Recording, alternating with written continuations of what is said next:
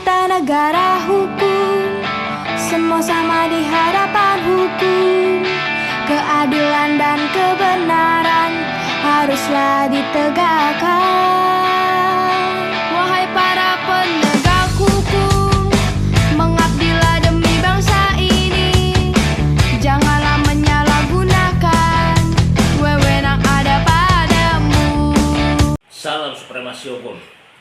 Teman-teman, om, tante semua, karena banyak teman-teman aku yang bertanya, bener gak sih seorang aku, Andre, adalah seorang advokat? Banyak orang yang mempertanyakan sertifikasi ijazah aku.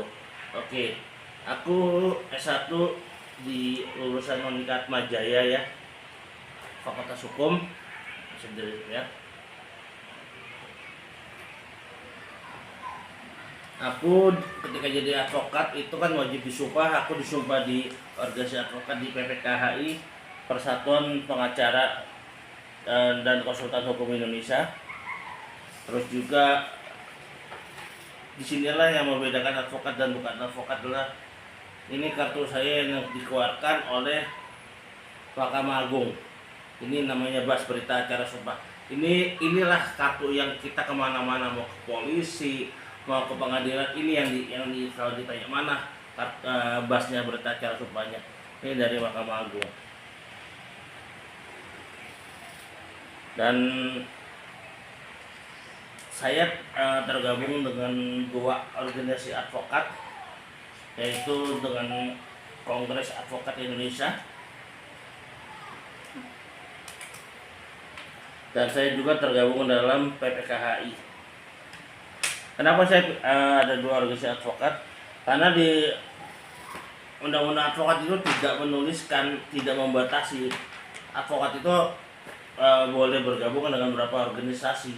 Sedangkan organisasi advokat itu sekarang tuh ada sekitar 50 organisasi. Dan saya kebetulan juga seorang advokat kan harus mempunyai spesialisasi. Saya mengambil spesialisasi tentang medical law.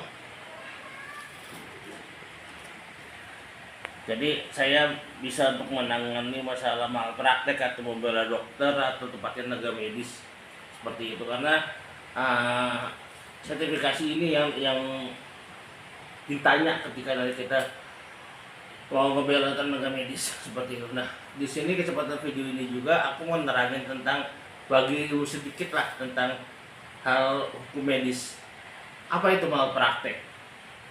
Malpraktek adalah suatu kelalaian atau kesalahan yang dibuat oleh tenaga medis, baik yang disengaja atau tidak sengaja, yang mengakibatkan kerugian kepada pasien, baik berupa terluka atau meninggal pasien, dan perbuatan itu melanggar hukum serta tidak ada di dalam SOP. Itu itu namanya malpraktek. Malpraktek ada 3. Malpraktek secara administratif, malpraktek secara pidana, malpraktek secara perdata. Malpraktek secara administratif gimana? Misalkan di kampung-kampung tuh banyak sekali. Dia ngaku dokter, ngaku mantri, ngaku perawat. Tapi seperti kita tahu di Undang-Undang Kesehatan tuh wajib seorang tenaga medis ketika membuka praktek harus mempunyai STR, surat tanda registrasi, dan SIP, surat izin praktek. Itu resmi. Tapi banyak mereka yang tidak punya, dan mereka bilang, ya saya kan cuma untuk nolongin orang kampung, tapi nggak boleh kalau lu nggak punya STR dan nggak punya SIP. Kalau orang mati lu nggak bakal mau tanggung jawab seperti itu. Nah itu makanya sekarang saya saranin juga ketika saya mengikuti pendidikan ini, ambil sertifikasi ini, pengajar saya mau wanti-wanti, hati-hati terhadap kejahatan medis yang sekarang luar biasa. Jadi contoh dan trainer yang ngajarin saya mengingatkan, jangan pernah sekalipun kamu kalau ke dokter atau ke tenaga kesehatan ngomong gini, terserah dokter deh yang terbaik, lakuin aja. Habis kamu jadi kelinci percobaan. Karena contoh deh, saya nggak mau contoh orang lain, ke diri saya sendiri. biang ini leher saya ini masih biang keringat di belakang ini.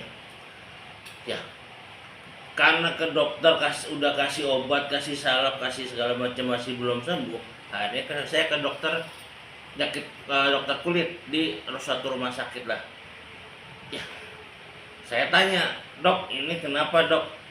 Nah, terus dokternya bilang, "Wah, ini harus disuntik dan ini nggak ditanggung BPJS, harus bayar sendiri." "Berapa, Dok?" "Sekitar 300." Nah, emang ini kenapa?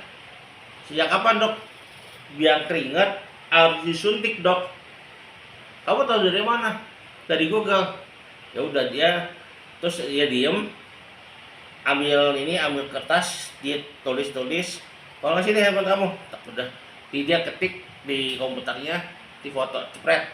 Nah, jadi handphonenya nih sebalikin. "Apaan, Dok?" "Ya nanti kamu juga tahu." "Apa?"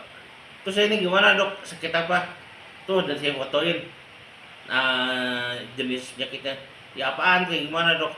"Cari aja di Google." Lah, terus obatnya gimana? "Cari aja di Google." Nah, terus ini saya pernah balik nggak? Lihat aja di Google. Itu malpraktek. Melanggar SOP. Seperti itu. Dan ketika saya keluar, susternya nyamperin, "Pak, yang sabar ya, Pak. Dokternya pakai gini." "Itu tadi Bapak sih suruh keluar duit, nggak mau." Dokternya jadi marah. Itu satu. Yang kedua, ketika saya bel spasi, karena saya pas waktu itu kebetulan ada dari keluarga kan ada tenaga medis juga ya.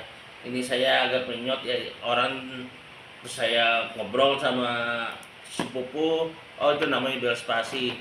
Sekarang anak-anak dari mama dan keluarga di sini takut kenapa-napa, dibawa saya ke rumah sakit di daerah-daerah sini lah, ke daerah dekat tempat tinggal saya. Tapi sana masuk ke IGD. IGD bilangnya nih, "Pak, harus diinfus ini, Pak. Ini udah darurat, Pak." Hah? Terus apalagi dokter yang jaga dokter di IGD ini harus opname dan di MRI. "Oh gitu ya, Dok. Iya nih, ini harus segera di opname nih, harus segera diinfus." Langsung saya advokat mau dikadalin. Saya jawab, "Dok, saya tahu saya sakitnya namanya bel spasi. Di SOP mana yang bilang bel spasi itu harus diinfus? Harus diinfus di mana? Tolong tunjukin. Dan tunjukin bel spasi itu harus di MRI. Kecuali saya saraf sakitnya nggak diketemukan, harus di MRI. Ini udah darurat, udah ini harus opname, cepat opname nih, harus tanda tangan segala macam." "Nggak mau, Dok. Kalau gitu dokter maksa, saya pilih pulang aja, Dok. Saya nggak mau ini. Saya tahu kok saya sakit apa." "Wah, biasalah kalau dokter kita lawan, biasa nakutin. Wah, ini bahaya nih. Ini kalau mau pulang harus tanda tangan. Kalau meninggal atau apa-apa rumah sakit kita nggak boleh dituntut ini. Wah, kalau resikonya udah gede, ini udah mau mati ini penyakit yang parah ini. Sini, Dok, saya tanda tangan." Udah, "Dok, saya pulang." Rusak. Kemudian 2 hari kemudian saya datang ke rumah sakit Karoles yang di Salemba, ya. Jauh lebih profesional, jauh lebih perfect lah saya mengatakan, dan hanya suruh lewat jalan dan saya diterapi 7 kali. Bentuknya kayak alat setrum, misalnya nggak tahu nama alatnya ya, tapi bentuknya kayak setrum pen di akupuntur situ, dan sembuh. Pesan saya hati-hati untuk bagi yang nonton video ini, kalau kamu sakit atau mau ke tenaga medis, kamu harus tahu dulu kamu sakit apa. Dan pelajari dulu tuh kira-kira pengobatannya di Google tuh seperti apa. Karena sekarang informasi sudah transparan, di Google udah bisa kita lihat semuanya. Kalau apabila kamu merasa menyimpang, lawan. Ingat, pasien punya hak 2. 1, punya hak untuk memperoleh kesehatan. Yang kedua, pasien boleh mempunyai hak untuk menentukan nasibnya sendiri. Jadi pasien itu berhak menolak sebagian atau seluruh advice yang dokter berikan. Seperti itu. Jadi sekiannya informasi dari saya tentang malpraktek dan saya menunjukkan sertifikasi saya. Sampai jumpa. Kalau kamu butuh advokat atau gimana, bisa hubungi nomor di bawah ini. Juga jangan lupa tetap kita jaga kesehatan, jadilah masyarakat yang sadar hukum dan jangan mau dibodohi oleh pihak manapun. Terima kasih. Salam supremasi hukum.